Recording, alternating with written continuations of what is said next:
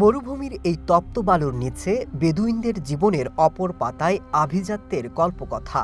১৯৩০ সালে তেল আবিষ্কারের পর বদলে গেছে এই সৌদির অর্থনীতি। তবে মুসলিম এই দেশটি বুঝে গেছে এই প্রাকৃতিক সম্পদ সাময়িক। এমন অবস্থায় যুবরাজ সালমানের নেয়া ভিশন ২০৩০ এমন এক সৌদির স্বপ্ন দেখাচ্ছে যেখানে পর্যটন এবং খেলাধুলা সেই সাথে শিল্প দিয়ে বিশ্বকে আকৃষ্ট করতে চায় রিয়াদ।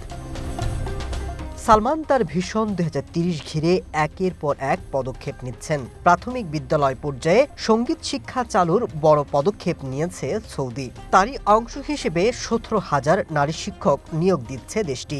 লক্ষ্য শিশুদের অল্প বয়স থেকে সঙ্গীত এবং শিল্পের সাথে পরিচয় করা এবং দীর্ঘমেয়াদে সৃষ্টিশীল প্রতিভা গড়ে তোলা। বিশ্বের সাথে তাল মিলিয়ে সঙ্গীত অঙ্গনে যেন সৌদিকে পিছিয়ে থাকতে না হয়, এজন্য ২০২৩ সালে রিয়াদ কিং সৌদি বিশ্ববিদ্যালয়ে প্রথম আর্টস কলেজ প্রতিষ্ঠা করেন, যেখানে সঙ্গীত, চিত্রকলা, নাট্যসহ বিভিন্ন শিল্প বিষয়ে গবেষণা এবং উচ্চশিক্ষার সুযোগ তৈরি হয়েছে। এছাড়া শিশুদের ছোটবেলা থেকেই সঙ্গীত চর্চার সুযোগ করে দিতে কিন্ডারগার্টেনগুলোতে চালু করা হয় সঙ্গীত শিক্ষা। এজন্য প্রথম ধাপে ১২,০০০ নারী শিক্ষককে প্রশিক্ষণ দেওয়া হয়েছিল।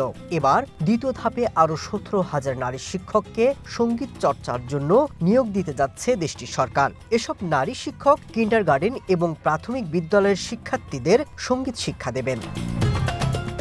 তবে পবিত্র ভূমি সৌদি আরবে এমন সংস্কার নিয়ে অনেকের মাঝে রয়েছে অসন্তোষ। তাদের অনেকে প্রিয় নবীর জন্মভূমিতে এ ধরনের ধর্মীয় রীতিবিরোধী কর্মকাণ্ডের প্রতিবাদ জানান। নারীদের গাড়ি চালানো কিংবা পর্যটক টানতে মদের বৈধতা নিয়েও সমালোচনার মুখে পড়তে হয়েছে সৌদি সরকারকে। এবার নতুন বিতর্ক জন্ম দিয়েছে গানের শিক্ষক নিয়োগ নিয়ে।